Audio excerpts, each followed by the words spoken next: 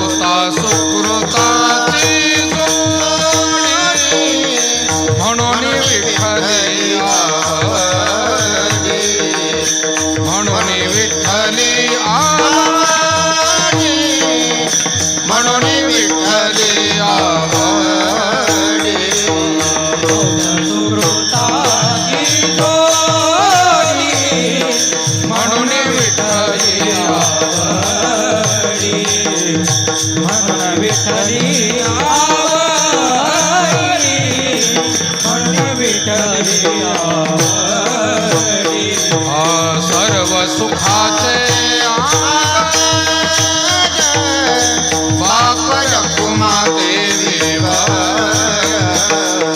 बाप रखुमा देवी, बाप रखुमा देवी।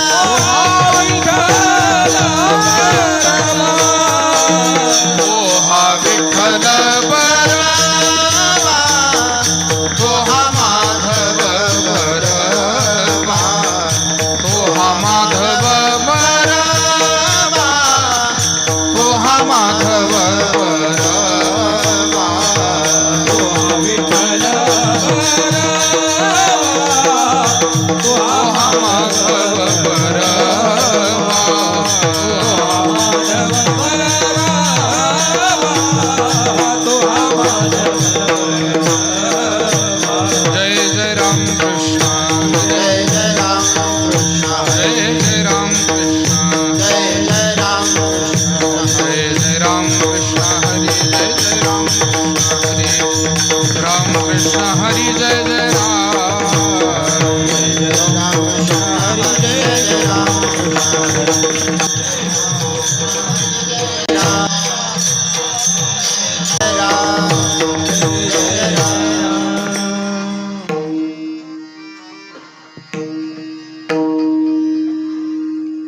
जाने भक्तीचा जिव्हाळा जाणे भक्तीचा जिव्हाळा जाने भक्तीचा जिव्हाळा जाणे भक्तीचा जिव्हाळा तोची दैवाचा पुतळा तोची दैवाचा पुतळा तुझी दैवाचा पुतळा तुझी दैवाचा पुतळा तुझी दैवाचा पुतळा तुझी दैवाचा पुतळा अनिक नये माझे मना माझे मना अनिक नये माझे मना कणये माझे मना ओका पंडित शहाणा ओका पंडित शहाणा ओका पंडित शहाणा ओका पंडित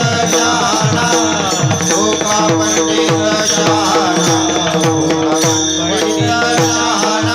नामरूपी जडले चित्त नामरूपी जडले चित्त नामरूपी जडले चित्त नामरूपी जडले चित्त त्याचा दास मी अंकित त्याचा दास मी अंकित दाता दास मी अंकित दाता दास मी अंकित दाता दास मी अंकित दाता मी अंकित अनिक नये माझे मना हे माझे मना अनिक नये माझे मना हे माझे मना ओका पंडित शहाणा ओका पंडित शहाणा ओका पंडित शहाणा ओका पंडित शहाणा ओका पंडित शहाणा ओका पंडित शहाणा तुका म्हणे नवविध तुका म्हणे नवविध तुका म्हणे नवविध भक्ती जाणे तोची शुद्ध भक्ती जाणे तोची शुद्ध तोची शुद्ध भक्ती जाणे तोची शुद्ध भक्ती जाणे तोची शुद्ध भक्ती जाणे तोची शुद्ध अनिक नये माझे मना अनिक नये माझे मना ओका पंडित शहाणा ओका पंडित शहाणा ओका पंडित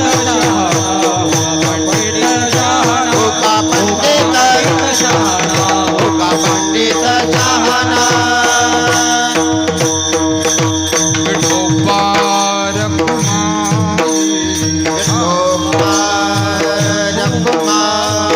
रखुमाई रखुमाई विठोबा रखुमाई विठोबा रखुमाई जय जय विठोबा रखुमाई विठोबा रखुमाई विठोबा रखुमाई विठोबा रखुमाई विठोबा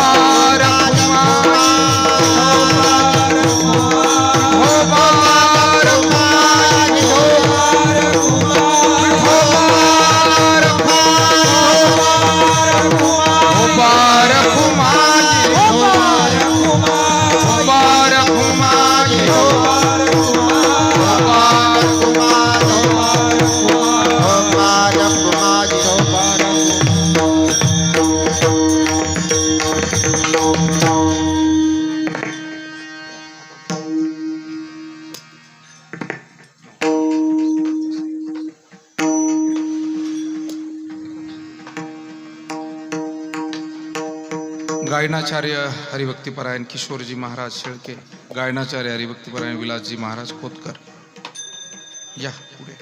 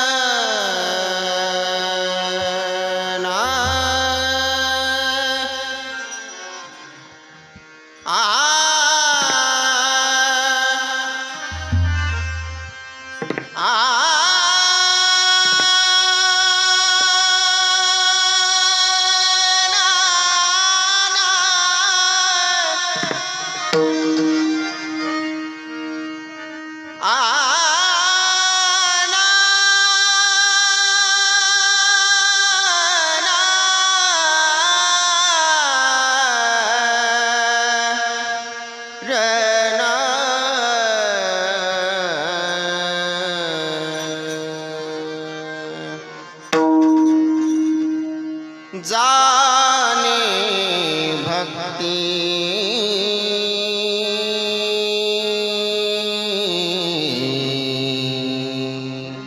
साजी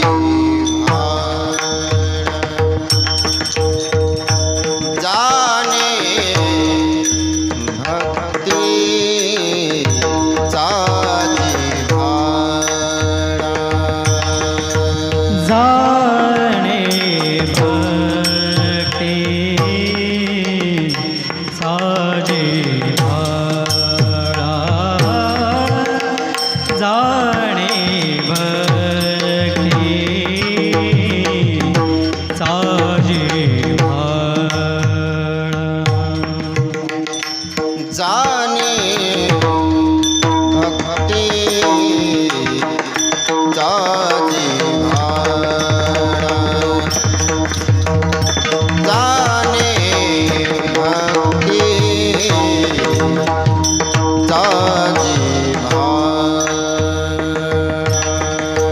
जाणे भक्ती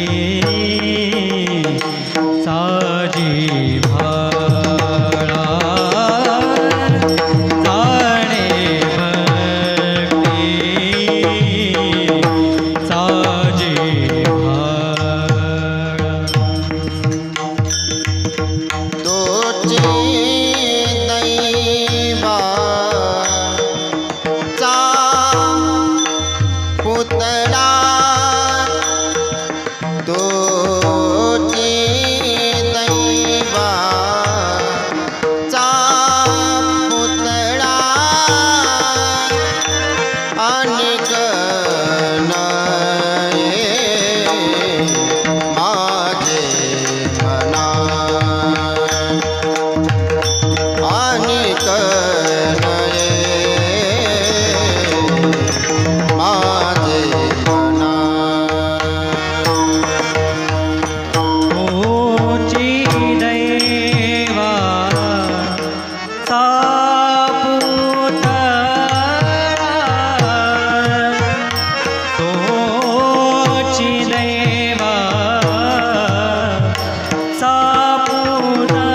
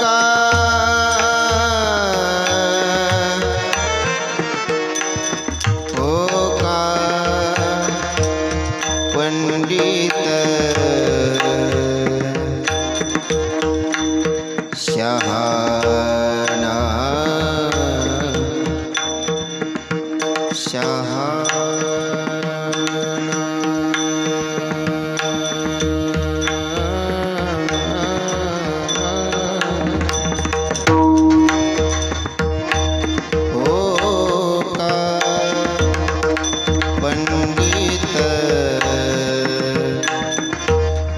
शहाणा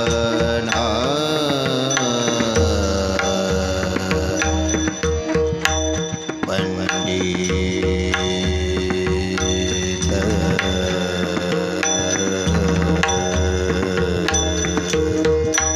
शहाणा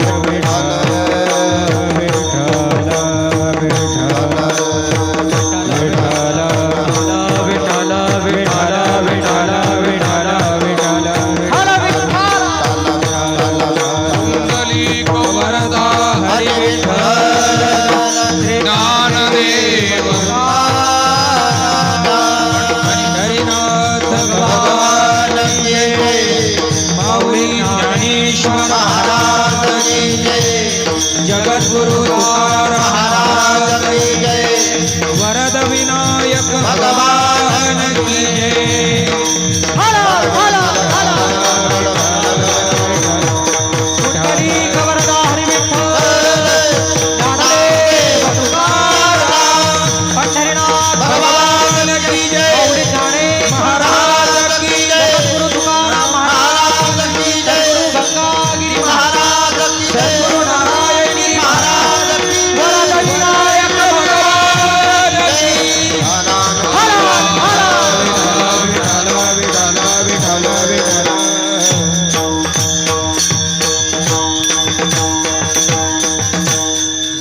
भक्तीचा जिव्हाळा तोची दैवाचा पुतळा, अनिक नये माझे मना हो का पंडित शहाणा, नामरूपी जडले चित्त त्याचा दास मी अंकित, अनिक नये माझे मना हो का पंडित शहाणा, तुका म्हणे नवविध भक्ती जाणे तोची शुद्ध, अनिक नये माझे मना हो का पंडित शहाणा, वक्रतुंड महाकाय सूर्यकोटी समप्रभ, निर्विघ्नं कुरु मे देव सर्वकार्येषु सर्वदा, महायोगपीठे तटे भीमरथ्यां वरं पुण्डरीकाय दातुं मुनीन्द्रये, समागत्य तिष्ठन्तमानन्दकन्दं परब्रह्मलिङ्गं भजे पाण्डुरङ्गम्, अलङ्कापुरी रम्यसिंहासनस्थं पदाम्भोजतेजस्फुरद्दिक्प्रदेशं, विधीन्द्रादिदेवैः सदा स्तूयमानं समाधिस्थमूर्तिं भजे ज्ञानदेवं, नमो सद्गुरु तुकया ज्ञानदीपा, नमो सद्गुरु सच्चिदानन्दरूपा, नमो सद्गुरु भक्तकल्याणमूर्ति, नमो सद्गुरु भास्करा पूर्णकीर्ति, तपोज्ञानवैराग्यभक्तिस्वरूपं सदालङ्कृतं साधुसन्न्यासयोगं, मुखे यस्य वेदान्तशास्त्रार्थनीतिं, नमो नारायणगिरिं ब्रह्मस्वरूपं, मस्तक हे पाया मस्तक हे पाया भरे, मस्तक हे पाया, मस्तक हे पाया व्यवहार करे संतांचा, वार करे संतांचा, व्यवहार करे संतांचा, व्यवहार करे संतांचा, व्यवहार करे संतांचा, व्यवहार करे संतांचा, मस्तक हे पाया भरी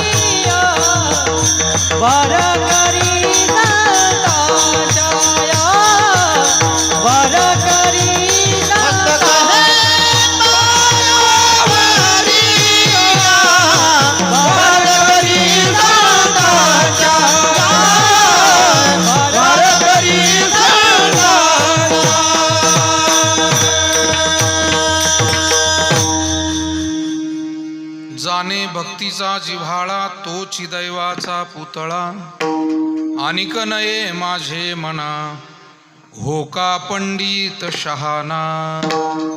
संत श्रेष्ठ जगतवंदनीय जगद्गुरु श्री तुकाराम महाराज यांचा 4 चरणाचा अत्यंत गोड महत्त्वपूर्ण असा हा अभंग आजच्या कीर्तन सेवेसाठी निवडलाय. जगद्गुरु तुकाराम महाराज या अभंगातून जो भक्तीचा जिव्हाळा अंतरंग जाणतो तो खऱ्या अर्थानं दैववान आहे असं सांगतात, तो भाग्यवान आहे. बाकी जगामध्ये विद्वान महत्त्वाचा आहे, पंडित महत्त्वाचा आहे, ज्ञानी महत्त्वाचा आहे, पण महाराजांच्या मते ज्याला भक्तीचा ओलावा ज्याच्या अंतःकरणात नाही त्याचं ज्ञान विद्वत्ता सुद्धा त्या भक्तीच्या ओलाव्यापुढे अत्यंत तुच्छ आहे, सामान्य आहे. जो भगवंताचं नाम आणि रूप अशा सगुण स्वरूपाचं चिंतन करून आपलं चित्त त्या नामरूपामध्ये एकाग्र ठेवतो, महाराज म्हणतात मी त्याचा दास व्हायला तयार आहे. आणि जो नवविधा भक्ती जाणतो तो खऱ्या अर्थानं शुद्ध परमार्थ करणार आहे, अशा स्वरूपाचा विचार या अभंगातून महाराजांनी मांडलाय. अभंगातील 4ही चरणाचा हा शब्दशः अर्थ आपल्यापुढे ठेवला. प्राप्त वेळेमध्ये काही चिंतन सेवा या अभंगाच्या माध्यमातून आपल्याला अधिष्ठान दैवत भगवान श्री वरद विनायकाच्या चरणी ब्रह्मलीन सद्गुरू नारायणगिरीजी महाराज आणि सकल देवता सकल संतांच्या चरणी ही सेवा आपल्याला समर्पित करायची. लोणी येथील आपलं हे श्री वरद विनायक सेवाधाम आणि या ठिकाणी होणारा प्रत्येक महिन्याचा हा चतुर्थीचा उत्सव गेली 8 वर्षापेक्षा अधिक काळापासून ही चतुर्थी या ठिकाणी संपन्न होते. 8 वर्षापेक्षा पुढे काळ लोटलेला आहे. मंदिर त्यानंतर झालं, अगोदर चतुर्थीचे कार्यक्रम सुरू झाले हे सगळ्या जुन्या मंडळींना माहिती आहे. मंदिराचं भूमिपूजन झालं हे 2013 साली. आदरणीय रामरावजी महाराज ढोक यांचं कीर्तन आपल्या देशाचे जिल्ह्याचे महान नेते स्वर्गीय पद्मभूषण डॉक्टर बाळासाहेब विखे पाटील यांच्या आणि ढोक महाराजांच्या शुभ हस्ते त्यावेळेला या मंदिराचं भूमिपूजन झालं. आणि भूमिपूजनानंतर काय कार्यक्रम करायचे आहेत तर मग दर चतुर्थीला कीर्तन आणि अन्नदान करूया असा विचार भाविक मंडळींनी सगळ्यांनी मिळून मांडला. लोणी पिंपरी परिसरातील आणि बाहेरगावून येणारे सर्व भाविक सर्वांनी हा विचार मांडला. आणि मग प्रत्येक महिन्याची चतुर्थी सुरू झाली. भूमिपूजनानंतर गणेश जयंतीचं पहिलं कीर्तन झालं, म्हणजे ते दुसरं कीर्तन होतं. भूमिपूजनाचं एक पहिलं कीर्तन, नंतर गणेश जयंतीचं, आणि गणेश जयंती नंतर जी चतुर्थी आली तिथपासून मग चतुर्थी सुरू झाली, संकष्ट चतुर्थी. आणि या चतुर्थीला गेल्या 8 वर्षापेक्षा अधिक काळामध्ये अनेक मंडळींनी अन्नदान केलं, वेगवेगळ्या स्वरूपाचं सहकार्य केलं. वस्तू स्वरूपात असेल, रक्कम स्वरूपात असेल, आर्थिक स्वरूपात असेल. आणि या सहकार्यातून ही वाटचाल सुरू राहत असताना मंदिरही वर्षभरात पुढे पूर्ण झालं. मंदिर पूर्णत्वाला येत असताना मगाशी मी सांगितल्याप्रमाणे जिल्हा परिषदेच्या सन्माननीय माजी अध्यक्षा नामदार शालिनीताई विखे पाटील यांनी आवर्जून हे देवस्थान क वर्ग तीर्थक्षेत्रामध्ये घेतलं. त्यांच्या अध्यक्षीय कार्यकाळामध्ये पहिल्याच वर्षात त्यांनी म्हणजे 1 वर्ष फक्त मंदिर होऊन झालं होतं. तिकडे सद्गुरू नारायणगिरी महाराज आश्रम सुरेगाव नेवासा तेही घेतलं. आणि शासकीय निधी आपल्या भाविकांच्या उपयोगासाठी, आपल्या संप्रदायाच्या उपयोगासाठी, आपल्या समाजाच्या उपयोगासाठी उपयोगात आला पाहिजे या तळमळीनं, या भावनेनं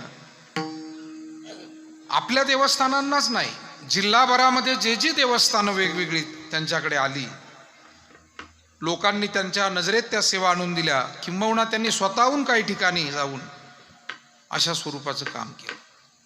आणि अत्यंत मोठा निधी आपल्या या देवस्थानाला सुद्धा आत्तापर्यंत जवळजवळ 60-65 लाखापर्यंतचा निधी इथे पोहोचलेला आहे त्यांच्या माध्यमातून. हे कीर्तन स्टेज जे भव्य आपल्याला दिसतंय त्या निधीतूनच आहे. ही संपूर्ण पेविंग ब्लॉक, भक्त निवास, स्वच्छतागृह आणि आता प्रवेशद्वाराचं सुद्धा काम गेल्या 2 महिन्यापासून या ठिकाणी सुरू झालेलं आहे.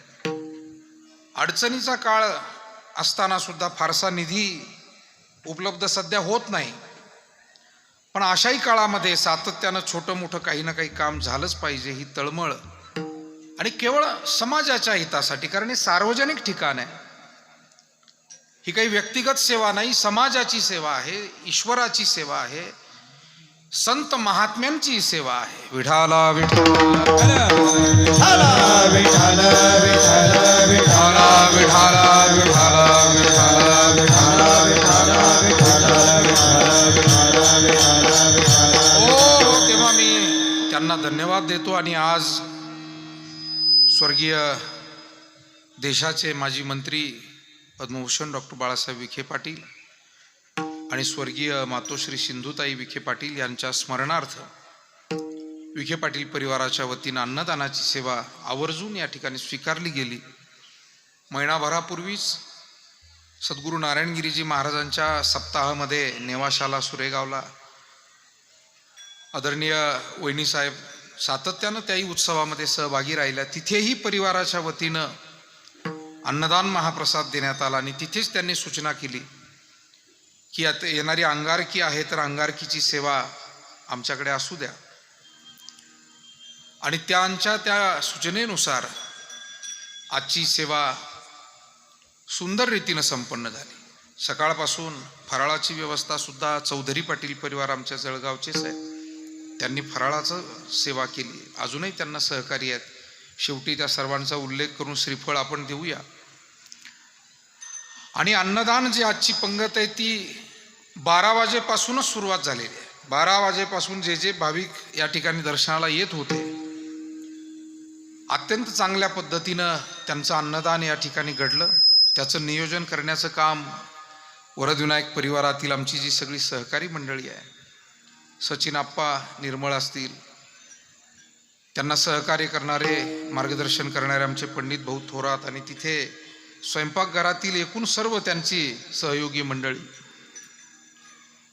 विशेष करून आज या कार्यक्रमाच्या निमित्तानं उपस्थित राहिलेले गायनाचार्य आणि आपल्या भागाचं भूषण असलेली आपल्या परिवारातील ही मंडळी, किशोरजी महाराज शेळके, विलासजी महाराज कोतकर, गोरक्षनाथ महाराज देठे, आमचे हरिभक्तीपरायण तांबे महाराज, या सेवाधामाचे आणि या सगळ्या कार्याचे मार्गदर्शक आणि आमचे सहकारी असलेले भारत महाराज धावणे, या निमित्तानं आमचे सहकारी अण्णा महाराज लोंढे, अंकुश महाराज जगताप, आमचे दुसरे सहकारी कृष्णा महाराज मोरे, मृदंग वादनाची सेवा देणारे आमचे सहकारी अनिल महाराज टेकुडे, राहुल महाराज चेचरे, हार्मोनियम वादक, मृदंग कीर्तनाच्या क्षेत्रात अनेक वर्ष ज्यांची अत्यंत पवित्र आणि भव्य सेवा असे आमचे प्रल्हादजी महाराज देशमुख, सर्व भजनी मंडळी. आज चतुर्थीच्या निमित्तानं लोणी बुद्रुक भजनी मंडळ, लोणी खुर्द भजनी मंडळ आणि निर्मळ पिंपरी भजनी मंडळ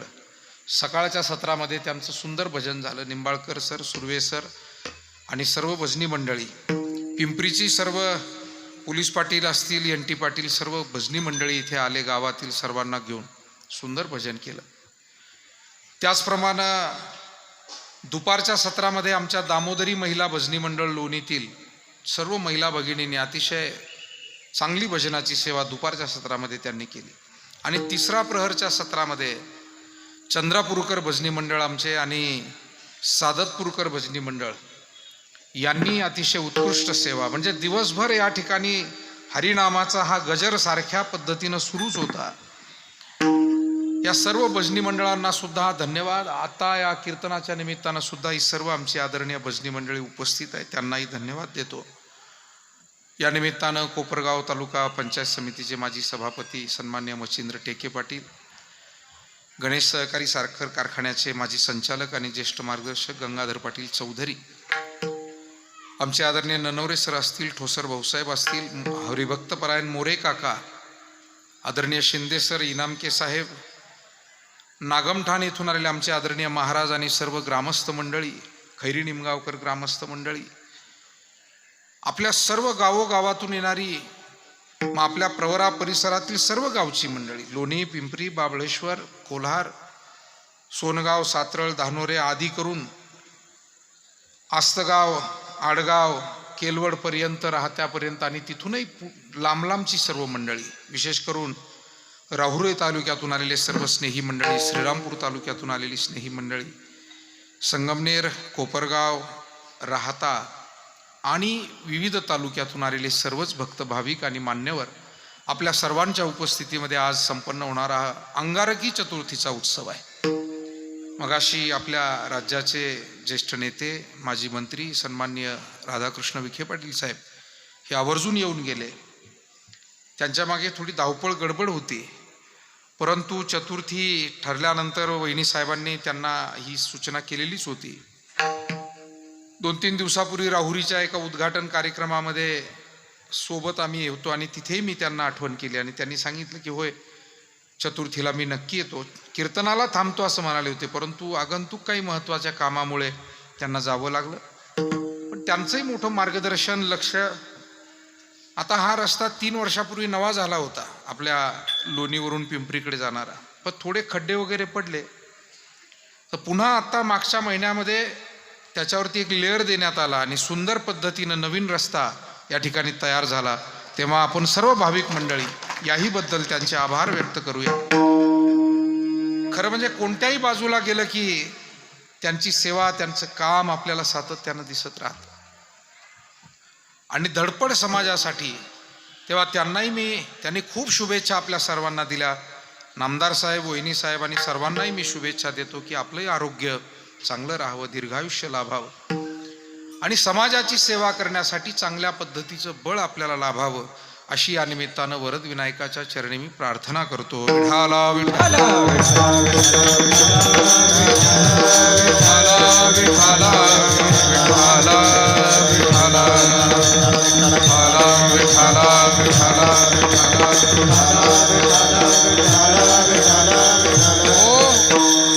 जगद्गुरु तुकाराम महाराजांचा अभंग सेवेसाठी घेतला आहे आणि या अभंगामध्ये महाराज भक्तीचा जिव्हाळा, भक्तीचा अंतरंग जो जाणतो त्याला खऱ्या अर्थानं दैववान म्हणतायत, भाग्यवान म्हणतायत. जगामध्ये दैव आणि भाग्य हे वेगळ्या पद्धतीनं त्याची व्याख्या केली जाते. सामान्य माणसाला असं वाटत राहतं, सामान्य विचारामुळे त्याच्या, की लौकिक जगातील फार काही आपल्याला मिळालं म्हणजे आपण भाग्यवान आहोत. पण समाजातली जी मोठी माणसं, शहाणी माणसं, या गोष्टीला भाग्य समजत नाही. भाग्य तरी नोहे धनपुत्र दारा, निकटवास बरा संतापाई. याला ते भाग्य समजतच नाही. कारण जे अशाश्वत आहे, क्षणभंगूर आहे, त्याला भाग्य काय म्हणायचं. तुका म्हणे धन भाग्य अशाश्वत जाण. संतांनी त्याची व्याख्या करून ठेवली. म्हणून मला वाटतं समाजामध्ये ज्या ज्या क्षेत्रामध्ये माणसं जी शोभून दिसतात, त्यांच्याजवळ काहीतरी सेवेचं धन असतं म्हणून ते शोभून दिसतात. बाकी नुसत्या पैशाअडक्यानं कोणी शोभून दिसत नाही. पैशाअडके अनेकांकडे असतात, उद्योग व्यवसाय अनेकांकडे असतात, जगामध्ये श्रीमंती अनेकाकडे असते, पण असलेली श्रीमंती, असलेली सत्ता, असलेली बुद्धी, असलेली शक्ती जे सेवेसाठी खर्च करतात, ती माणसं समाजामध्ये शोभून दिसतात. किंबहुना त्या माणसांमुळे समाजाला लाभ होतो, आधार मिळतो आणि ते खरं भाग्य आहे. म्हणजे नुसती सत्ता हे भाग्य नाही, नुसती श्रीमंती हे भाग्य नाही, नुसतं पद हे भाग्य नाही, तर त्या माध्यमातून केलेली सेवा. आणि मग सेवा जर असेल तर मला असं वाटतं, एका ठिकाणी महाराज म्हणाले, सज्जनाची कीर्ती वाऱ्या हाती चालते, वाऱ्या हाती माप चाले सज्जनाचे, आणि कीर्तिमुख त्याचे नारायण. आपल्यापैकी समाजामध्ये अनेक चांगले काम करणारी माणसं आहे आणि आपण तो अनुभव घेता. एखादं चांगलं काम तुम्ही ज्या वेळेला तुमच्या हातून करता, त्यावेळेला ते कोणाला सांगावं लागत नाही, ते आपोआप सगळीकडे पोहोचतं. लोक त्याची चर्चा करत असतात, त्याची आठवण काढत राहतात. तेव्हा मानवी जीवनामध्ये भाग्य जे आहे ते सेवेतून, सत्कर्मातून आणि अध्यात्मातून विशेषत्वानं मिळवलं जातं. जगद्गुरु तुकाराम महाराज म्हणतात, अध्यात्म क्षेत्रामध्येही भाग्यवान कोण. आता जो आध्यात्मिक आहे तो भाग्यवान अशी सरळ व्याख्या तुकाराम महाराज करत नाही, कारण महाराजांना माहिती आहे आध्यात्मिक दिसणं वेगळं आणि आध्यात्मिक असणं वेगळं, या दोन गोष्टी स्वतंत्र आहे. जगामध्ये अनेक गोष्टी दिसतात. आपण वर्तमानपत्रामध्ये कधी कधी वाचतो पहा की तोतया पोलीस, म्हणजे पोलिसासारखं दिसणं वेगळं आणि पोलीस असणं वेगळं. तोतया पोलीस म्हणजे काय, ज्यानं काहीतरी लुबाडण्यासाठी पोलिसाचे कपडे अंगावर घातले, तो दिखावा केलाय, आणि जो गाडी थांबवतोय कोणाकडनं तरी काहीतरी त्याला पावती फाडतोय, अमुक करतोय तमुक करतोय, अर्थात तो पोलीस आहे असं नाही. मग वर्तमानपत्रात छापून येतं असे तोतया पोलीस धरले. मग दिसणं आणि असणं याच्यातला हा फरक आहे. दिसणं आणि असणं याच्यातला हा फरक आहे. म्हणजे काही वेळेला सिनेमातला नट सुद्धा शेतकरी दिसतो, पण तो असतो का? कारण शेतकरी असणं वेगळं, नावावर शेती असणं हेही वेगळं, आणि शेतकरी असणं हेही आणखी वेगळं. विठाला विठाला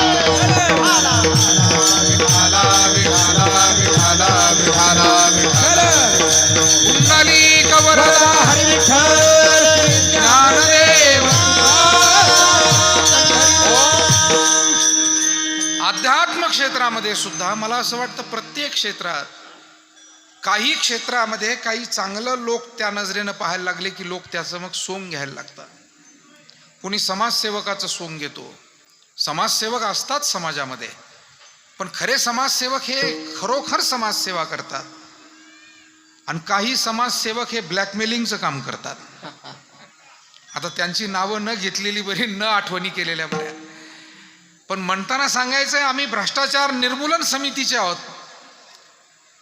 आणि प्रत्यक्ष काम मात्र भ्रष्टाचाराला खतपाणी घालण्याचं करायचं. काय त्याविषयी बोलायचं आपण. तेव्हा सोंग अनेक क्षेत्रात आहे, धर्मकारणात, राजकारणात, समाजकारणात, पण सोंग टिकत नसतं. आणि जे सत्य आहे ते कधी लोप पावत नसतं. जे सत्य आहे ते अखंड राहतं, दीर्घकाळ राहतं, सर्वकाळ राहतं. आणि जे सोंग आहे ते कधीतरी गळून पडल्याशिवाय. म्हणून तुकाराम महाराज या अध्यात्म क्षेत्रासाठी खास करून बोलतात, सोंगे छंदे काही देव जोड्यायसे नाही.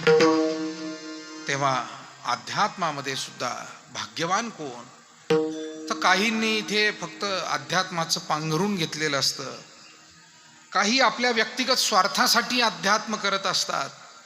महाराज म्हणले असे अनेक प्रकार आपल्याला करता येतील, पण या सर्वांपेक्षा एक महत्वाचा वर्ग आपल्याला दिसतो की जो जी सेवा करायची अंतःकरणापासून करतो. अनेक ठिकाणी आपण पहा, कुणी मनापासून झाडतो, कुणी मनापासून वाढतो.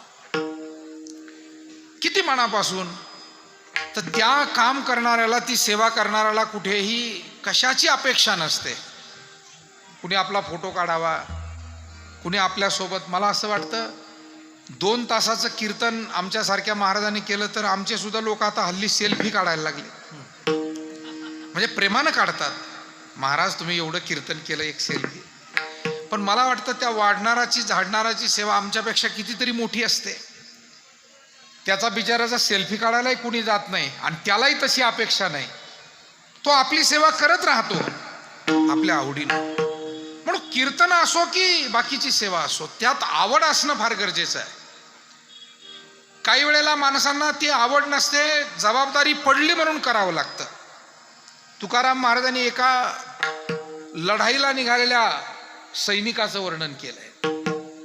लढाईला निघाला पण मनापासून इच्छा नव्हती, बाकीच्यांनी बळजबरी केली म्हणून निघाला. आता आमचे मेजर बसलेले आहे, त्यांच्यासारखे अनेक देशाचे सैनिक आहे की जे आवडीनं देशासाठी लढलेत, अजून काही लढतायत.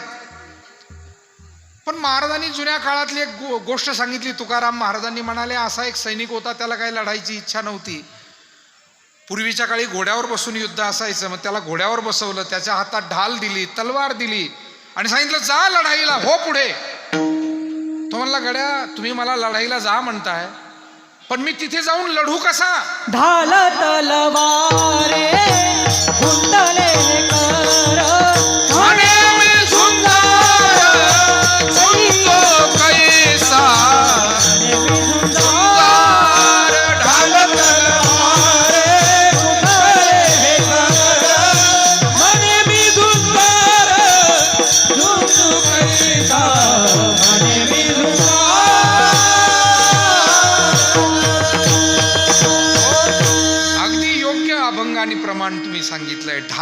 तलवारे गुंतले हे कर, म्हणे मी झुंजार झुंजो कैसा. तो म्हणाला, गड्यानो तुम्ही मला युद्धाला पाठवताय हे खरं आहे, पण एका हातात ढाल दिली, एका हातात तलवार दिली, मी आता लढू कसा? माझे तर दोन्ही हात गुंतले. मग बाकीचे म्हणले, अरे लढाई यानंच करावी लागते ना, हात गुंतले नाहीत, हातात तुझ्या हत्यार दिलेलं आहे, तू लढाई कर. काही माणसांची गंमत अशी असते, नाचता येईना अंगणवाकडं, आणि काही माणसं प्रतिकूल परिस्थितीतही काम कसं करून दाखवायचं, मग ते गाव पातळीवर असेल, तालुका पातळीवर, जिल्हा पातळी, ज्याच्यात कामाची चुणूक आहे त्याला कोणताही अडथळा थांबवत नाही, आणि ज्याला काम करण्याची सवय नाही किंबहुना आवड नाही, त्याच्यासाठी कितीही मग परिस्थिती अनुकूल करून ठेवा तरी तो काम करू शकत नाही. विठाला विठा विठ्ठल विठ्ठल विठाला विठाला विठाला विठाला विठाला. आणि म्हणून खऱ्या अर्थानं आवड महत्वाची आहे. जे काही काम आम्ही करतोय, भजन करायचं आहे, पण त्या भजनामध्ये प्रेम आवश्यक आहे. नाथ महाराज म्हणले, प्रेमे विण भजन नाका विण मोती, अर्था विण पोथी वाचोनी काय. अजून सुदैवानं आमच्या गावागावामध्ये अनेक ठिकाणी आवडीनं भजन करणारी मंडळी. आज मी सांगितलं तुम्हाला दिवसभर जे भजन झालं, मोठ्या आवडीनं, मोठ्या श्रद्धेनं. त्यातलं थोडंसं ताल सूर ज्ञान कमी जास्त असेल, कमी जास्त असतं समाजामध्ये. विद्यार्थी शिकतात, सर्वांना सारखे मार्क असतात काय? पण तरी सुद्धा एखादा कमी मार्काचा विद्यार्थी सुद्धा आदर्श विद्यार्थी म्हणून पारितोषिक घेतो. मार्क कमी आहे त्याला, मग कोणते मार्क शोधले, कोणते गुण शोधले शिक्षकानं? तर हा प्रामाणिक आहे, हा अत्यंत स्वच्छता बाळगतो, हा अत्यंत आज्ञाधारक आहे, असे इतर गुण त्याचे शोधले जातात. भलेही त्याला परीक्षेतले गुण कमी असतील, पण इतरही गुण त्याच्यात शोधतात. तसं मला वाटतं गायन कमी येईल, कोणाला जास्त येईल. कोणी मोठं दान करील, कोणी छोटं दान करील. छोट्या मोठ्याच्या गोष्टी असू शकतात, पण त्यातला भाव महत्वाचा आहे. एखाद्याचं मुठभर दान आहे पण अत्यंत पवित्र भावाने दिलं, तेव्हा आपण जे करतो, जी सेवा करतो, त्यातला भाव, त्यातलं प्रेम, आवड, श्रद्धा. बऱ्याच वेळेला असं घडतं की बळजबरी केलंय म्हणून करावं लागतं, आणि आवड असेल तर, आता जसं मी सांगितलं तुम्हाला मगाशी की आदरणीय आमच्या वहिनी साहेबांनी, त्यांनी स्वतःहून सांगितलं की अंगारकी येथे आठवण ठेवून मला ही सेवा द्या. याला आवड म्हणतात, श्रद्धा म्हणतात. आपल्यासारख्या अनेक मंडळी आहेत की आपली सेवा आवडीनं, गावागावात सुद्धा सप्ताह होतात ना, काही माणसं मागायच्या आत वर्गणी नेऊन देतात, म्हणजे आवड आहे त्यांना. काही माणसं मागितल्यावर देतात, म्हणजे माणुसकी आहे. आणि काही माणसांना मागितलं तरी देत नाही, म्हणजे सगळं सोडलेलं आहे. ना देवासी घेणं, ना गावासी घेणं. आणि म्हणून आवड फार महत्वाची आहे. भजन आवडीनं असावं, नाही तर भजन ते ओंगळवाने नरका जाणे चुकेना. तुकाराम महाराज ओंगळवानं भजन कशाला म्हणत असावे? तालसूर चुकला म्हणून नाही. महाराजांना माहिती आहे, ठीक आहे, सुरुवात अशीच होत असते. आता हे सगळे आमचे मंडळी कुठेतरी सुरुवात करताना कमी जास्त होतच ना. कधी एखादं चरण चुकतं, कधी ताल चुकतो, कधी सम चुकते, काल चुकतो, स्वर चुकतो, लय चुकतो. सुरुवात कशी काय एकदम होईल? कुणी एकदम एक्सपर्ट म्हणून सुरुवात करतो का? नाही. सुरुवात ही अडखळत होते. लहान लेकरं चालायला शिकतात तर त्यांना पाऊलं नीट टाकता येत नाही, पण बाळकाचे चाली माता जाणोनी पाऊल घाली, तैसे संत जगी क्रिया करुणी दाविती. त्या बालकाच्या चालण्याला आकार यावा, हळूहळू त्याला सवय लागावी, आणि म्हणून आजी किंवा आई हळू बोटाला धरून त्याला हळूहळू चालायचं शिकवते. आणि मग एक वेळ अशी येते की चालणंच काय, ते बालक धावू लागतं, कारण आता त्याला तो सराव झालेला आहे. पण त्या सरावासाठी तो सुरुवात त्याची तशी. म्हणून ओंगळवानं भजन म्हणजे चूक भूल माप आहे तुकाराम महाराजांकडे. महाराज म्हणजे ठीक आहे, चुकणं स्वाभाविकच आहे, आपण सगळी माणसंच आहोत, आणि चुकतो तोच शिकतो. बरं का, जो काही करतो तो चुकतो आणि चुकतो तो शिकतो. जो काहीच करत नाही त्याच्या बाबतीत तो फक्त दुसऱ्याच्या चुका काढतो. विठाला विठाला हो, प्रत्येक क्षेत्रात काही असा स्वतंत्र हा एक वर्ग आहे की ते स्वतः काही करत नाही पण ते चुका काढल्याशिवाय राहत नाही. ते महाराजांची चूक काढतील, भजनी मंडळाची चूक काढतील, ते एखाद्यानं दान केलं त्याची चूक, स्वतः काही दान करत नाही पण जे केलंय त्याची तो चूक काढतो. म्हणून चला चुका काढणाऱ्यांचे आपण आभार मानूया. त्यांच्यामुळे आपण सावध राहतो आणि आणखी चांगलं काम करण्याची प्रेरणा आपल्याला त्या सगळ्या वर्गापासून मिळत राहते. तेव्हा तुकाराम महाराज तर म्हणले, निंदकाचे घर असावे शेजारी. विठाला विठाला. तेव्हा काम करणाऱ्या माणसांनी, कर्तबगार माणसांनी निराश व्हायचं नसतं, नाराज व्हायचं नसतं. कारण सगळ्या पद्धतीनं लोक तुमच्या कामाचं अवलोकन करत राहतात. सर्व त्याला बरं म्हणतील असं नाही, सर्व त्याला खरं म्हणतील असं नाही. तुकाराम महाराज म्हणाले, आम्ही सुद्धा आमचं जे अध्यात्माचं काम करत होतो त्याच्यावरही टीका करणारे, ते थोतांड आहे असं म्हणणारे, उठीत येते कुठीत ये टाळ, सदा मांडीला गोंधळ, असं तुकाराम महाराजांना लोक म्हणत होते. पण महाराजांनी सांगितलं, सत्य असत्यासी मन केले ग्वाही, मानियले नाही बहुमता, बहुमता मानियले नाही बहुमता, मानियले नाही बहुमता, मानियले नाही बहुमता. सत्य असत्यासी मन केले ग्वाही,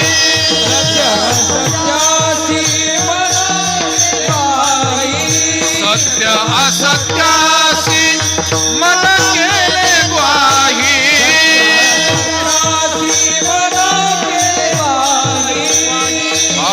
मानियले नाही बहुमता, बहुमता मानियले नाही बहुमता.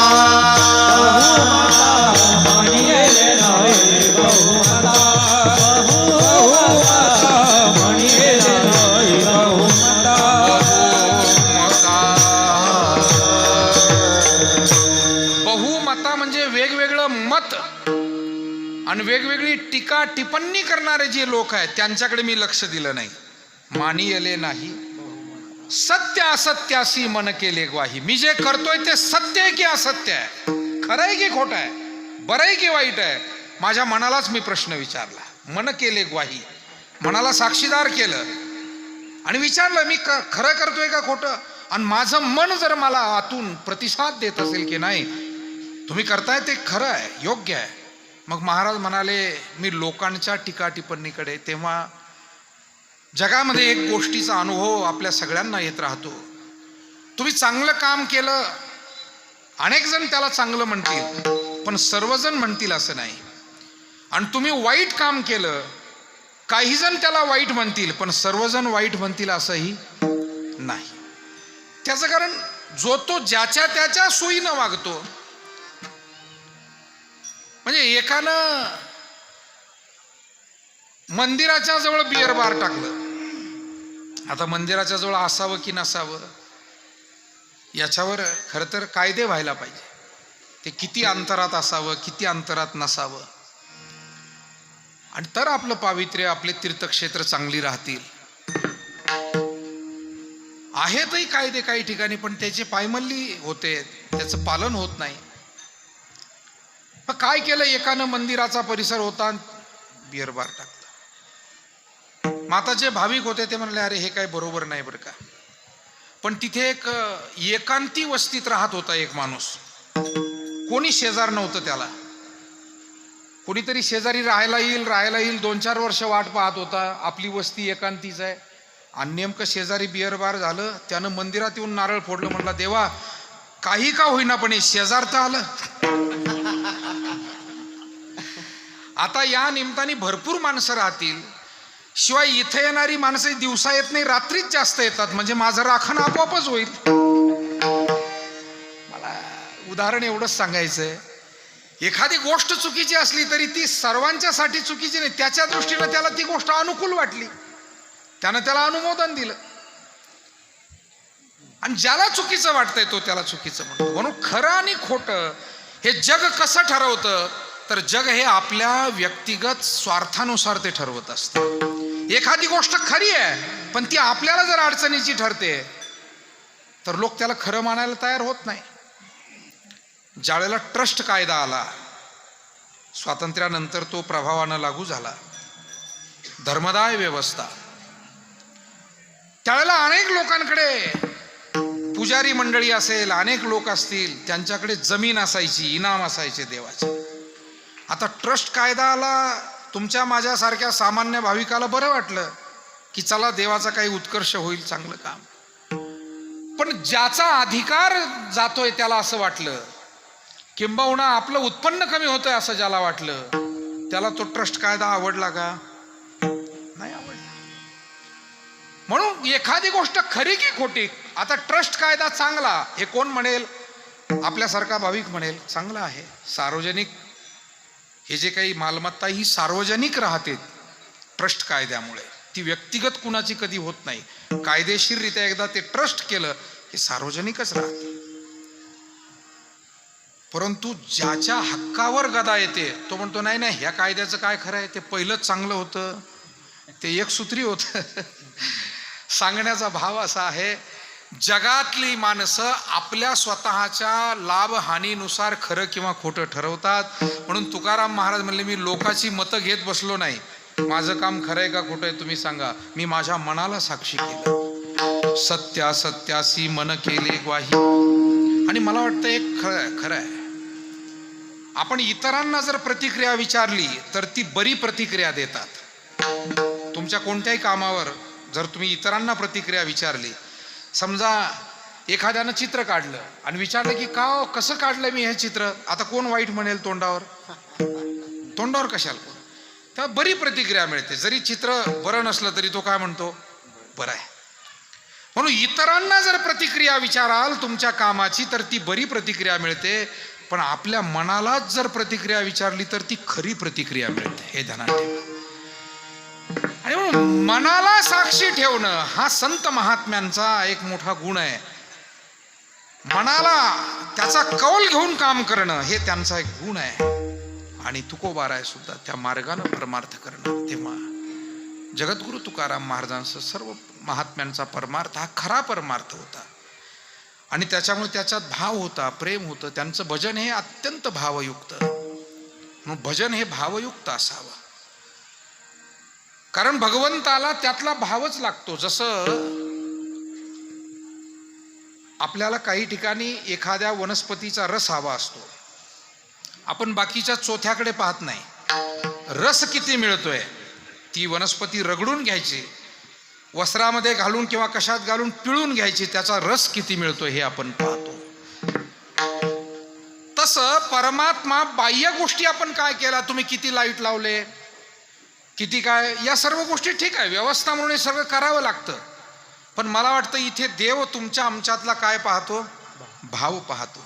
देवा कारणे भाव तस्मात्, देवा कारणे भाव तस्मात्, द्यावे न लगे फार सेवित, द्यावे न लगे फार सेवित, आले एकचित तरी बहुत, आले गचित तरी बहुत, एवढ्यासाठी नका करू आता हात गा, एवढ्यासाठी नका करू आता हात गा, एवढ्यासाठी नका करू आता हात गा, एवढ्यासाठी नका करू आता हात गा. हरे राम कृष्ण, हरे राम कृष्ण, हरे राम.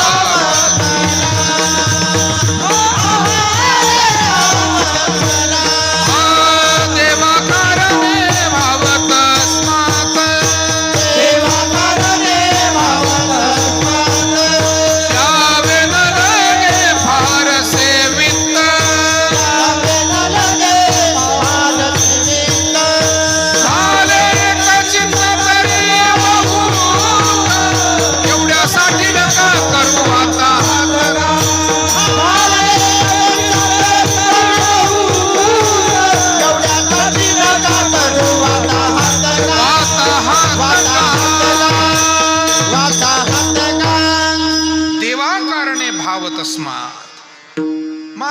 आणखी एक प्रश्न उरतो.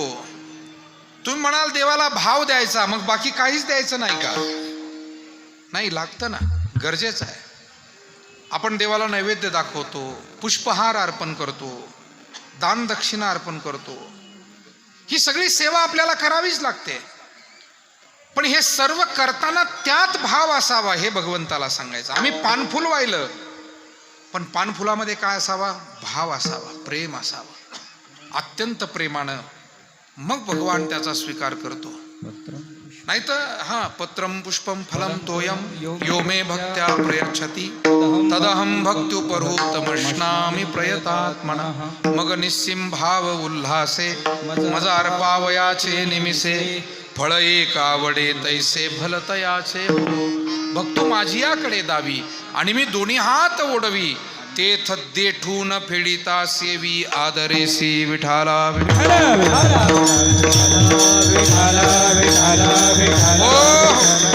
ब्रह्मलीन सद्गुरू नारायणगिरीजी महाराजांचा अत्यंत आवडीचा हा श्लोक होता. याच्यावरच प्रवचन करायचे ते आणि मोठं विस्तृत बोलायचे. प्रत्येक वेळेला नवीनच काहीतरी सांगायचे, पण या श्लोकावर बोलायचे. बरीच वर्ष या श्लोकावर त्यांनी मोठ्या सप्ताहामध्ये प्रवचनं केली.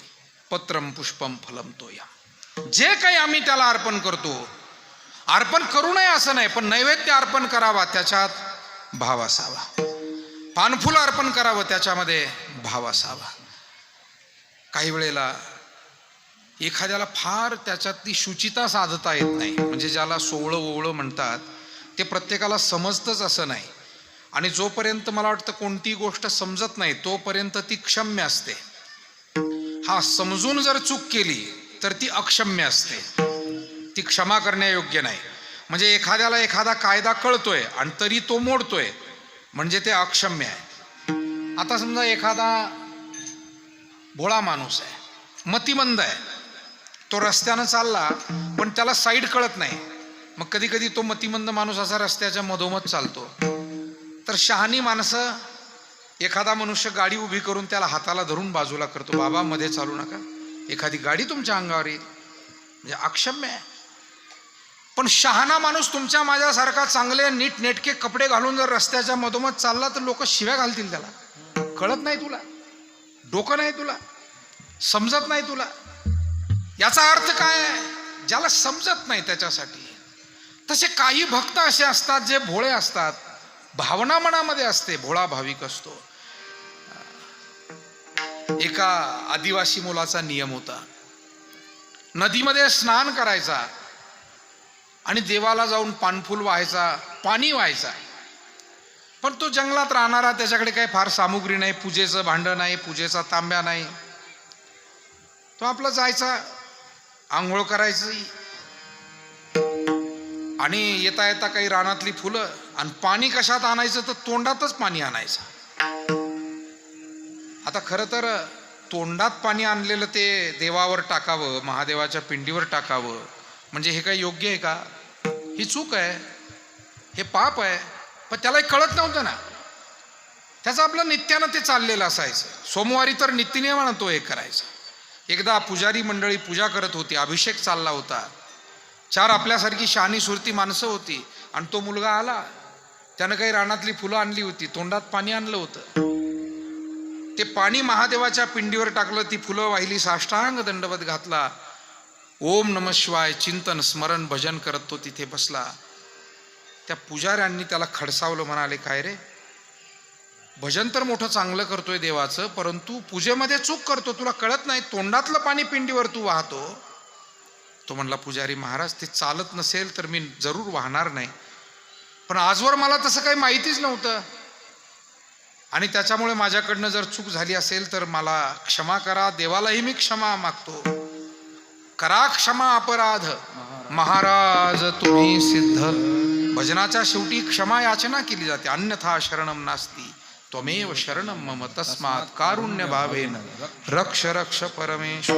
कारण मंत्रहीनम क्रियाहीनम भक्तिहीनम, म्हणजे मी क्रियाहीन आहे, मी पूजा माझ्याकडनं नीट होत नाही, पण तरी सुद्धा तत्सर्वम क्षम्यता देव.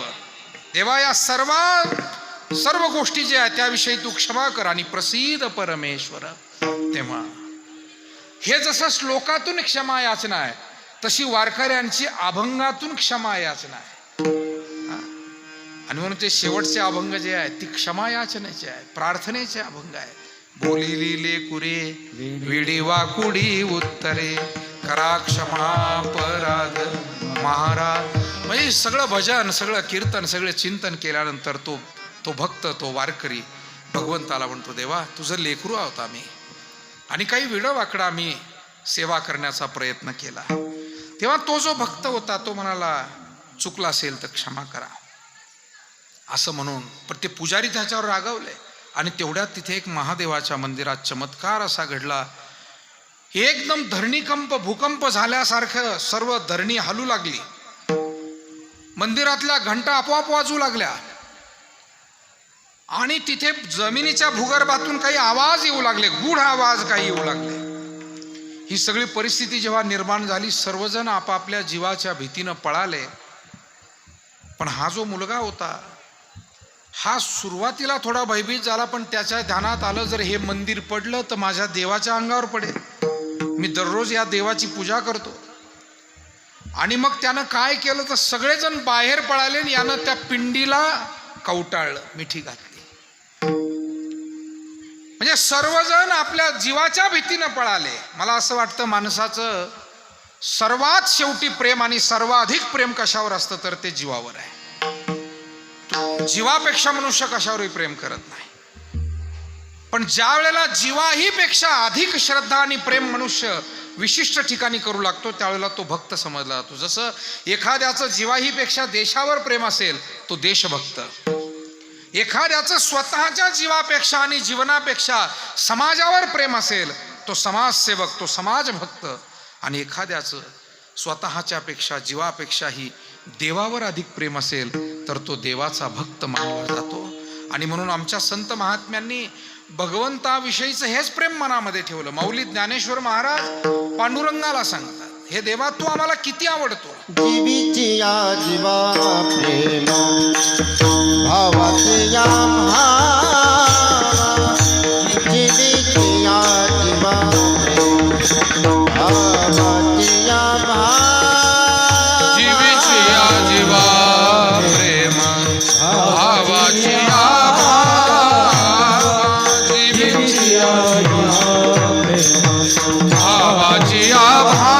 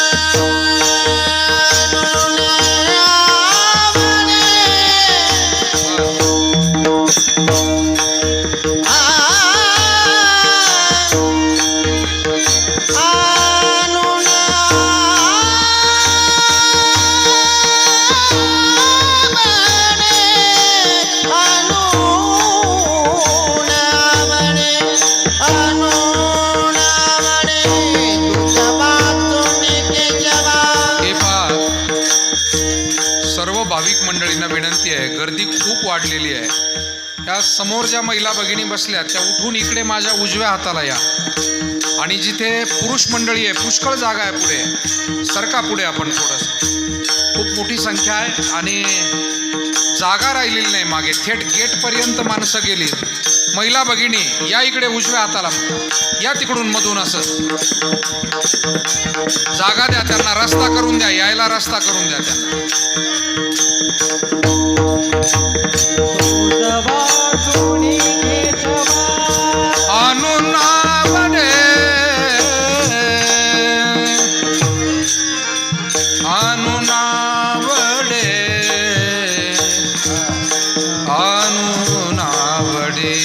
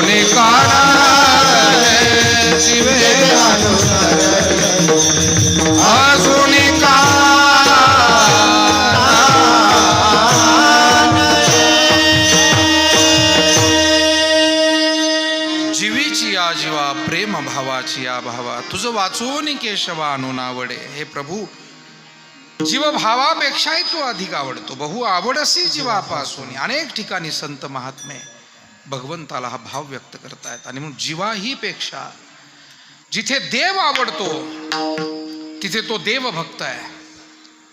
जीवापेक्षाही ज्याला अधिक ते आवडतंय. मला असं वाटतं माणसाला, सामान्य माणसाला जीवावर जर एखादा प्रसंग बेतला तर जीवापेक्षा त्याला फारसं काही आवडत नाही.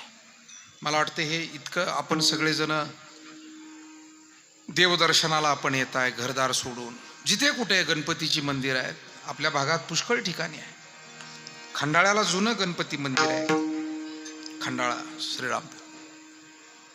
पोहेगावला कोपरगाव तालुक्यात जुनं पुरातन चांगलं स्थान आहे. अनेक ठिकाणी अशी गणपतीची अनेक जुनी पुरातन आणि अष्टविनायक आहेच. महाराष्ट्रामध्ये अनेक ठिकाण आहे आणि विविध तीर्थक्षेत्र आहे विविध देवतांची. लोक आवडीनं जातात, दर्शन घेतात, पण ती आवड महत्वाची ना. आता इथे आज खरं म्हणजे आपल्या सर्वांना किती धन्यवाद द्यावेत. सकाळपासून भाविकांचा ओघ मोठ्या प्रमाणात सुरू आहे आणि आदरणीय विखे पाटील परिवाराच्या वतीनं दुपारपासून अन्नदान सुरू आहे. चौधरी पाटील आणि इतर जी सर्व मंडळी आहे, फराळच सुरू आहे. फराळही दिवसभर चालूच आहे. उपवास आहे, ते फराळ घेत आहेत. बाकीची भाविक मंडळी भोजन करतायत. आत्ता सुद्धा आपण इकडे कीर्तनात आहोत, पंगत तिकडे चालू आहे. पंगत बंद नाही आहे, फक्त आरतीपुरती पंगत बंद केली होती. आरती संपली, पुन्हा पंगत तिकडे चालूच आहे. आणि तरी एवढी खऱ्या अर्थानं उपस्थिती. मला असं वाटतं तुम्ही खऱ्या खुऱ्या अर्थानं कीर्तन ऐकणारे भाविक आहात. नाही तर पंगत चालू असताना कीर्तन चालू ठेवायची हिम्मत सहसा कुणी करत नाही. हे अवघड काम आहे. आमच्याकडे तर आम्ही फिरतोच रोज. काय लोक म्हणतात, महाराज आधी जेऊ घातलं ना निघून जातील, कोण थांबल आपल्या कीर्तनाला. काय म्हणतात ते आम्हाला सल्ला देतात. अरे म्हटलं असं नाही बाबा हो, आम्ही रोज याच सेवेत आहोत. जो श्रवणासाठी आलाय त्याला भोजन हे निमित्त आहे, एक प्रसाद म्हणून तो घेतो. तेव्हा इथे मला असं वाटतं जी मंडळी जेवढी येतात ती सर्वच्या सर्व देवदर्शन, कीर्तन श्रवण आणि त्यातून मिळणारा प्रसादाचा लाभ. परंतु हा भाव सगळ्यांच्या मनामध्ये असल्यामुळे एवढी मोठी संख्या आणि खूप चांगलं नियोजन, खूप चांगले कार्यकर्ते मंडळी, सगळी वरद विनायक परिवारातील मंडळी असतील, आमचा लोणी पिंपरी सगळा परिसर असेल, सगळेजण धावतात, पळतात, करू लागतात. एक एका साह्य करू आणि अवघे धरू सुपंथ विठाला. विठाला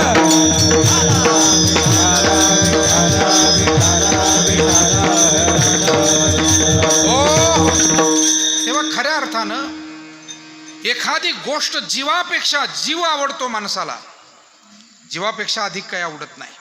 आणि जीवापेक्षाही ज्या वेळेला अधिक काही आवडू लागतं त्यावेळेला तो भक्त होतो. मी सांगितलं जसा देशभक्त, समाजभक्त, तसा देवभक्त. आणि म्हणून इथे तुकाराम महाराज म्हणतात, जी मंडळी भगवंताची भक्ती करताना, नामस्मरण करताना, ज्यांच्या अंतःकरणामध्ये अखंड प्रेमभाव आहे, भक्तिभाव आहे, आणि अशा भक्तिभावानं जे अखंड भजन करतात तेच खऱ्या अर्थानं भाग्यवान. याचा अर्थ काय? ते भक्तीचं अंतरंग जाणतायत. मला वाटतं दोन गोष्टी असतात पहा. वस्तूचा एक बाह्य परिचय असतो आणि एक त्याचा अंतर्गत परिचय असतो. व्यक्तीचा सुद्धा एक बाह्य परिचय आणि एक अंतर्गत परिचय असतो. बाह्य परिचय सगळ्यांनाच असतो, पण तरी माणसं म्हणतात थांबा, सुपारी फोडू नका, 15 दिवस थांबा. म्हणजे आम्ही ऐकतो ते, तुमच्याकडून जे कानावर पडतं ते ऐकतो. थांबा 15 दिवस का? माणसं चांगली आहे, बाहेरून सगळं चांगलं आहे, परंतु जरा अजून चौकशी घेऊ द्या. म्हणजे एक बाह्य परिचय असतो, एक थोडासा आणखी अंतर्गत परिचय असतो. वस्तूचं सुद्धा एक बाह्य स्वरूप असतं. आता काही फळं पहा, वरून दिसायला अत्यंत सामान्य दिसतात. ते किवीचं फळ, किवीचं उगे काहीतरी दिसतं, म्हणजे काय उगी बाबा कशाचं काय, त्याला केस असतात, बाहेरून असतात ना, पण ते इतकं गुणकारी आहे की प्लेटलेट जर कमी झाल्या तर त्यातून त्या वाढतात, प्रतिकार शक्ती ते वाढवतात. म्हणजे काही फळं बाहेरून दिसायला सामान्य असतात, त्याचं काही टणक असतात, कौठ फारच टणक आहे, परंतु त्याचे अनेक आयुर्वेदिक गुणधर्म असतील किंवा त्याची चव असेल ती काही वेगळीच असते. पूर्वी कवठाची चटणी वाटायची आणि ती कवठाची चटणी जर का भाकरी बरोबर खाल्ली तर त्याचा आनंद, कांदा आणि कवठाची चटणी, राम राम राम. तुम्ही म्हणाला आता ही काय आठवण काढून दिली. विठाला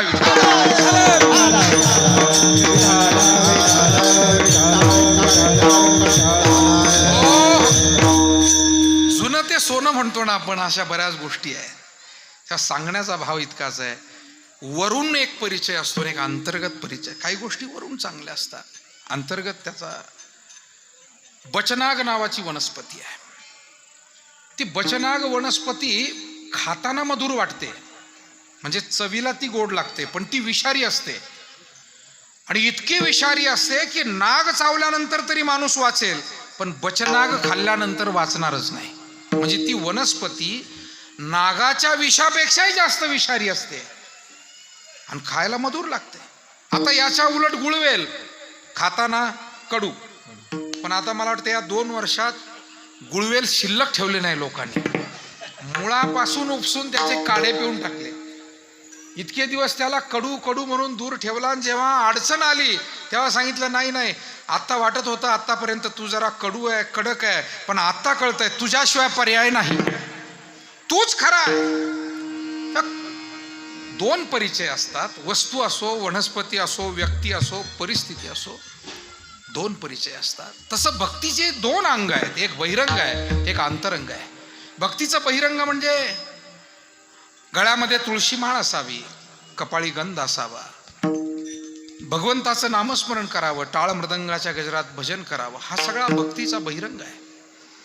पण या बहिरंगाची आवश्यकता आहे, कारण तुम्ही प्रथम वर्गातच गेला नाही तर द्वितीय वर्गातही जाता येत नाही, माध्यमिक शिक्षण घेतलं नाही तर उच्च शिक्षण घेता येत नाही.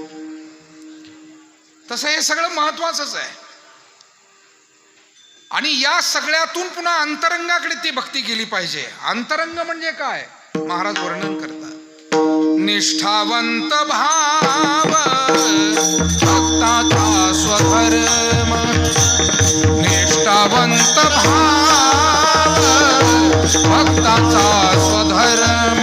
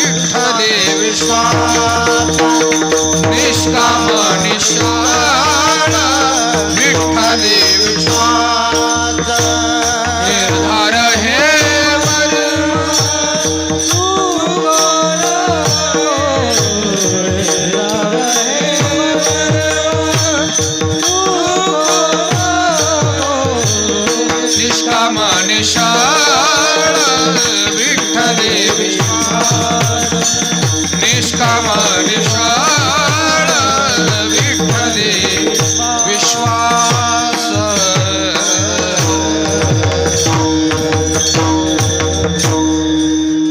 काही गोष्टी भक्तीच्या अंतरंगाच्या दृष्टीनं महत्त्वाच्या आहेत. या अभंगामध्ये त्या बहुतांशी गोष्टी आल्यात की निष्ठावंत भाव भक्तांचा स्वधर्म. भक्तीचं अंतरंग त्याच्यामध्ये निष्ठा असावी लागते. जो विचार आपण स्वीकारला, ज्या देवतावर आपली श्रद्धा आहे, जी उपासना आपण स्वीकारली, त्या उपासनेला दृढ चालवावे असं जे म्हणतात ना, तर त्याच्यामध्ये ती निष्ठा असणं फार महत्त्वाचं आहे. एक निष्ठा. नाहीतर मग बऱ्याच वेळेला काय होतं की माणसं कधी कधी इतकी चंचल मनोवृत्तीची असतात. आमचा एक चांगला बुद्धिवादी सहकारी आहे, पण दरवर्षी त्याचा देवही बदलतो आणि संप्रदाय बदलतो. तो भेटला की त्याची एक वेगळीच माळ असते, वेगळाच पेराव असतो. आणि मग त्याला मी विचारतो की अरे आता कोणता संप्रदाय? मग तो कधी कधी हे नाव सांगतो, कधी ते नाव सांगतो, कधी ते नाव सांगतो. संप्रदाय वाईट नाही आहे, प्रत्येक जण काही ना काही चांगला विचार देतोय, पण कुठेतरी तुला तुझ्या आवडीनिवडीनं स्थिर व्हावं लागेल ना. ती स्थिरता नसते. आणि म्हणून निष्ठावंत भाव, निष्ठा, निर्धार. दुसरा गुण भक्तीचा निर्धार. म्हणजे त्यामध्ये काही चढ उतार आली, संकट आली तरी त्यातून बाजूला न जाता त्या आपल्या श्रद्धेनं विचारानं चालत राहणं. कारण निर्धार, एखादं व्रत करायचं तरी निर्धार लागतो का? निर्धाराशिवाय व्रत होतंय का? चतुर्थीचं व्रत असेल, सोमवारचं व्रत असेल, अनेक प्रकारची व्रत मंडळी करत असतात, पण त्याच्यासाठी काय लागतो? निर्धार लागतो. निर्धार नसेल तर व्रत पूर्णत्वाला जात नाही. निर्धार नसेल तर तीर्थयात्रा पूर्ण होत नाही.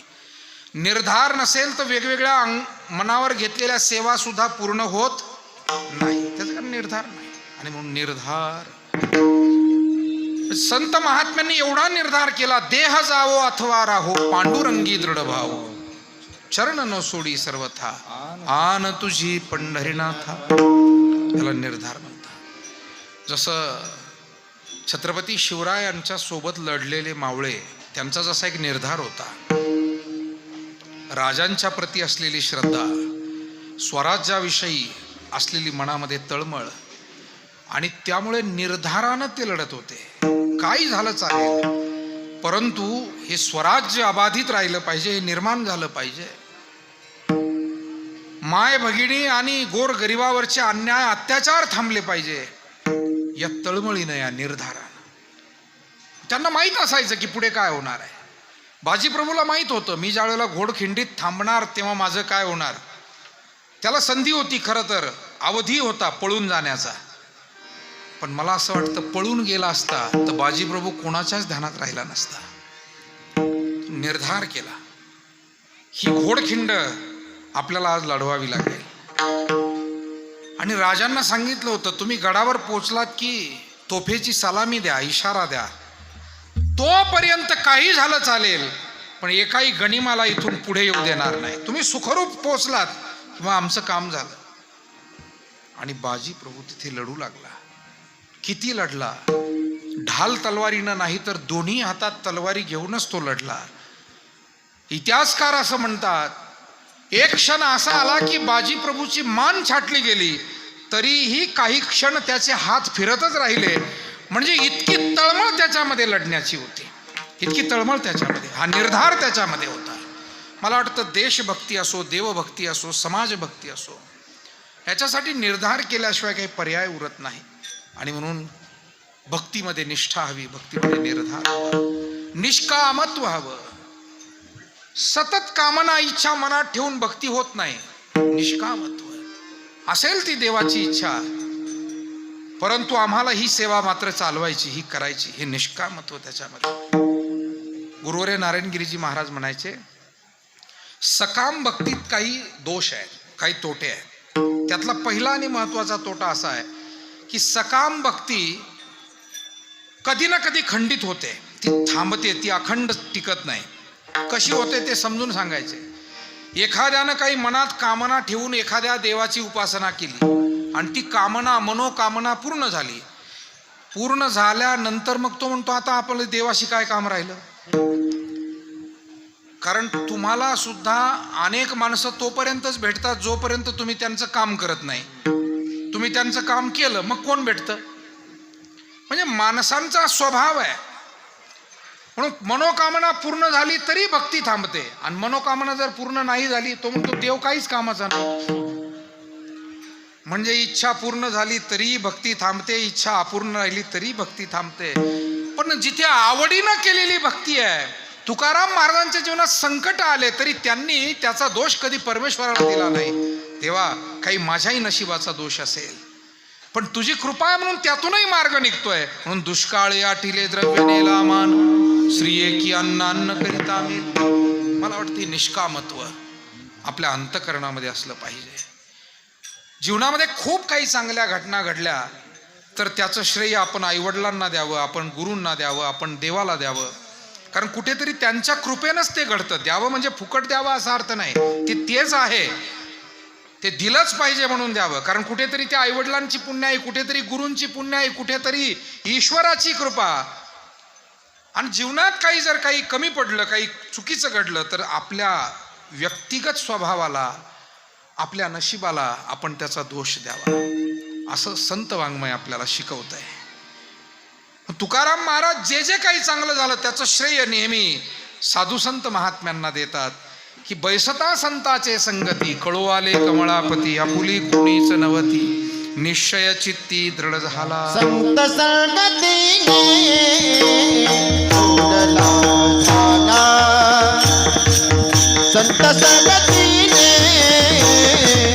उरला झाला, झाला संगतीने ओर लाभ झाला, संत संगतीने ओर लाभ झाला. मोह निरसला माया जाळी, मोह निरसला माया जाळी, संत संगतीने दूरला आला आला, संत संगतीने दूरला आला.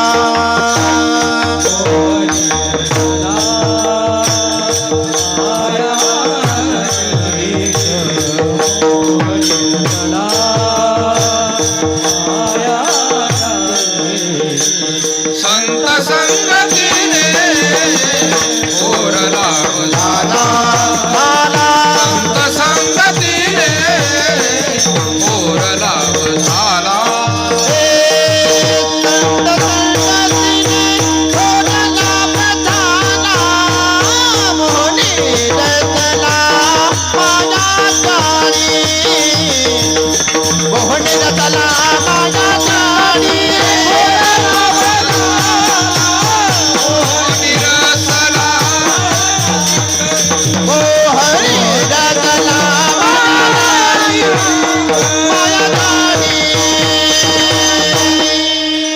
संत संगतीने थोर लाभ झाला म्हणजे संतांना त्याचं श्रेय दिलं.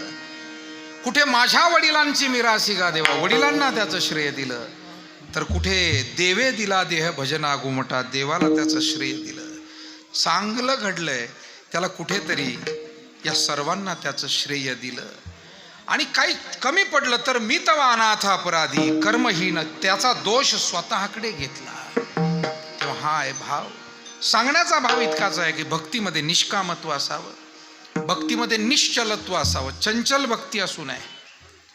नाहीतर मग चंचलपणानं, मगाशीच मी म्हणालो, हे करावं की ते करावं, ते करावं की ते करावं, हा मंत्र म्हणावा की तो ग्रंथ वाचावा, नाही. कुठेतरी स्थिर चित्तानं, म्हणून निश्चलत्व आणि विश्वास ठेवून ती भक्ती असावी. जे करतोय त्याच्यावर विश्वास. गंगेमध्ये स्नान केलं की मनुष्य पापमुक्त होतो, पवित्र होतो, याच्यावरती विश्वास असला पाहिजे. दर्शन घेतलं की समाधान मिळतं, पुण्य प्राप्त होतं, याच्यावरती विश्वास असला पाहिजे. नाहीतरी श्रद्धेनं विश्वासानं करणारी माणसं अनुभव घेतात म्हणून तर ते पुन्हा पुन्हा करतात. हे पहा, माणसं आज शिक्षा देऊन सुद्धा काही गोष्टी करत नाही. त्यांना शिक्षा जरी दिली तरी जे आवडत नाही ते करतच नाही. पण मला वाटतं देवळात जायला कोणी कोणाला शिक्षा करतोय का? आवडी नाही ना, कारण अनुभव आहे, आणि अनुभव आहे त्या अनुभवातून निर्माण झालेली श्रद्धा आहे. हा चांगला अनुभव जर असेल तर विश्वास ठेवला पाहिजे, आणि विश्वासातूनच चांगला अनुभव येतो. विश्वास नसेल तर कशातूनही, साधं गोळ्या औषधं घेताय ना तुम्ही, त्याच्यावर जर विश्वास नसेल, मला काही माणसं मोठी गमतीशीर, का हो तुम्ही या गोळ्या घेता, आता कसं वाटतंय, घेऊन पाहतो आता पाहू काय होईल ते. निगेटिव्ह पैसे घालू निगेटिव्ह राहतात, आणि कशानंच बरे होत नाही, मग सारखे निगेटिव्ह. पोरांचं काय चाललं, काय खरं आहे त्यांचं. गावचं भजन कसं चाललं, आता कुठं भजन राहिलं का, आमच्या काळात काय होतं. तुमच्या गावात नेते चांगलं काम करतात, काय खरं आहे त्यांचं, म्हणजे कोणाचं भजनाचं खरं नाही, नेत्याचं खरं नाही, पोरांचं खरं नाही, घराचं खरं नाही. मग खरं कशाचं. काही माणसं निगेटिव्ह असतात, आणि त्यांना कुठल्याही विषयावर फक्त निगेटिव्ह मत देत राहतात. मला असं वाटतं अशा माणसांच्या सहवासात फार वेळ थांबू नये, नाही तर आपल्याही बुद्धीवर परिणाम झाल्याशिवाय राहत नाही. विठाला विठाला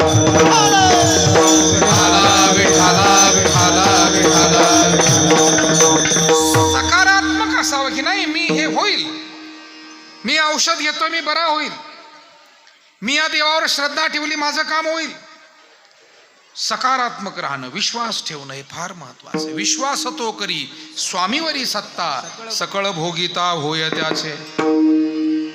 भांडवल गाठी तरी विश्वास, झालो ते झालो निश्चय दास. न पाहे मागील ते वास, उडती सोस सेवेचाच. तुकाराम महाराजांना विचारलं, महाराज कोणतंही नवीन काम करायचं तर भांडवल लागतं ना, शेतीला भांडवल पाहिजे, व्यवसायाला भांडवल पाहिजे, अनेक गोष्टी भांडवल. तुम्ही जे भजन भक्ती करता याचं मुख्य भांडवल काय, महाराजांनी सांगितलं विश्वास हे त्याचं भांडवल आहे. आणि ते मी सोबतीला घेऊन निघालो, भांडवल गाठी तरी विश्वास. तेव्हा भक्तीचा अंतरंग आहे निष्ठा, निर्धार, निष्कामत्व, निश्चलत्व, विश्वास. 5 गोष्टी सांगितल्या मी आपल्याला. आणि 6वी गोष्ट, ज्या अभंगात सुरुवातीला मी अभंग म्हणालो त्यातली 6वी गोष्ट आहे अनन्यत्व. पाहो नये वास अनिकाची, अनन्यत्व. द्रौपदीनं भगवान श्रीकृष्णाचा धावा केला तर तिनं दुसरी कुणाचीच वाट पाहिली नाही, तिनं फक्त श्रीकृष्णाची वाट पाहिली. हे देवा, हे माझ्यासाठी आता तू कुठं गुंतलेला आहे, कोठे गुंतला